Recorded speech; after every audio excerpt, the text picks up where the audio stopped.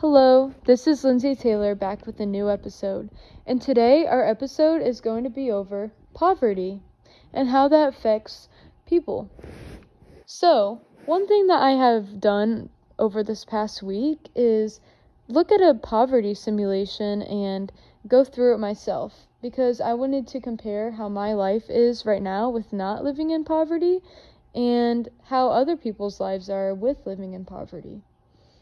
Even though I'm a college student, I am not suffering in poverty right now, so I'm very thankful for that. So, I definitely experienced some bigger choices that I had to make when I was going through the poverty simulation. One of those big decisions I had to make was groceries. So, I am a 19-year-old student at Ball State University, so I don't have a family, and I knew that in this simulation I at least had one kid because there was a decision I had to make to either go to their play or make money somehow. So I knew that I somehow had a family, and I've never bought groceries for a family. So that was definitely a big decision to try to guess if I need certain things or if I can last throughout the week without certain things.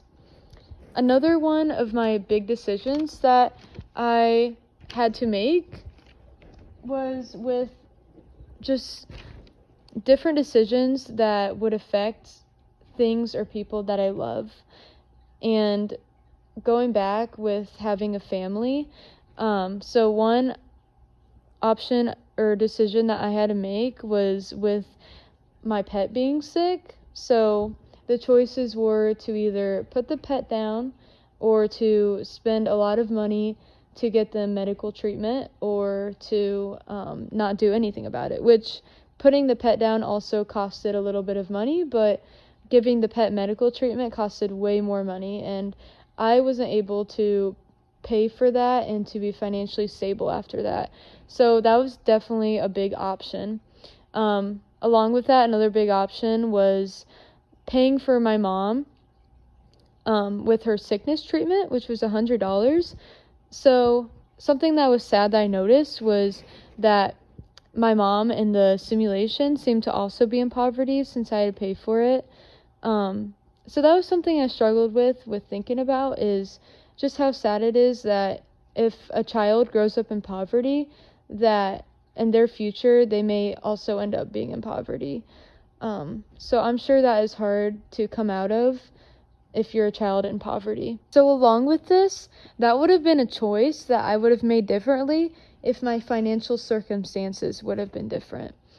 If my pet was sick and I had the option to put them down or to give them treatment or to do nothing, if I had more money and I would have been financially stable to keep them alive and give them the medical treatment they need because I love them and I want my children to have the family pet that they would love to grow up with, then I would have definitely have done that. And even for my mom, I don't remember if there was another option to give my mom more money, because in the game I clicked to give her $100 for the sickness treatment, which obviously she has a higher priority than our family pet. But if there was another option to give her more, I definitely would have. So something else I would have done differently is with my grocery trip. So I probably would have spent a little more. So what I got was basically all of the basic foods that I need. I made sure to get some fruits and veggies, but maybe get a lower limit of them. But I still want my family to be healthy, and I try to get foods that had packs of them, so I had more for lower price. So I didn't get any drink mix or paper towels, but if I would have had more money to have gotten them and not have been so stingy on my money and had to have been stressed or worried about not having enough money for the rest of my week, then I probably would have gotten some of that stuff, like the drink mix or paper towels, just for the drink mix to have a little fun and have a good sweet taste to my drinks, or for the paper towels just to have more resources to clean stuff up with. And another thing I would have done differently is not just visit the library for internet, but to actually get and buy internet. I don't even know if I should have done differently even in the simulation, even though I had not a lot of money, because I feel like that is pretty important to have internet, which it said that in the simulation, just so you can see what's going on in the world and have resources such as the news and other resources that you need to live.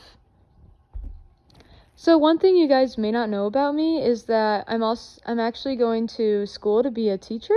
So I had some aha moments while going through the simulation. So I looked at how poverty can affect my teaching with SES children and working with their families. So one thing that I realized is that parents may not always be there for their children. Kind of like when there was the choice to either go to my child's play in the simulation or to skip out and earn money somehow. Some parents may choose to skip out. I didn't in the simulation, but some may if they are really desperate for that money. So I think as teachers, it's important to care for those students and to show that there is someone there that loves them and cares for them. Another thing that I can teach to my students is that there are healthy alternatives to dealing with stress, because some of their parents may deal stress with by using cigarettes or just using any different unhealthy resources, but there are definitely healthy alternatives to dealing with stress and just hard times in life. So another thing that I need to do as a teacher is give students grace and lots of patience. So one thing that parents may do is make poor decisions based on their financial needs. So one thing I experienced in simulation was having the decision to either buy something if I break it or just leave it there at a store in case I broke something at a store. Which, yeah, some parents may make a poor decision to not buy it and to hide that. But with this, I think it's important to give those students grace that may grow up in those homes, because they may make also poor judgments and poor decisions at time to time. So I think it's important to give them lots of grace. And also, along with students having maybe no internet at home, I feel like it's important to give them grace, because they may not always be able to do certain homework at home, because maybe their parent is working 24/7 and the student lives 15 minutes away from local internet or like places like a library that has internet. So they may not even have the chance to get their homework done, which this honestly may change the way I structure things. I may just have them complete work at school so they don't have to worry about doing additional homework outside of school. But yeah, that's something that I think as a teacher I may implement. Also, I may have and provide snacks in the classroom, because some students may not have enough food at home, and this obviously affects their energy levels and just their concentration in school.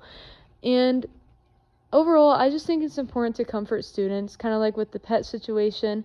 You know, their pet may be put to sleep just because of their finances at home. So I think it's important to comfort those students and overall just be the light for those students. Going to school may be their favorite part of the day, and that may be their safe place. So overall, I think it's important to be the light for students and to provide additional help if needed. So I actually did have to go through this poverty simulation twice, because I got fired from my job because I decided to talk at a convention about the low pay that I had been earning. So I definitely made a different decision the second time I went through the simulation, and I ended up with a good amount of money at the end. Thank you guys so much for listening. I hope this has given you more knowledge on just this topic and maybe push you guys to help out with people that are living in poverty and just give them grace. But anyways, I hope you guys have a great rest of your day, and I'll see you on the next episode.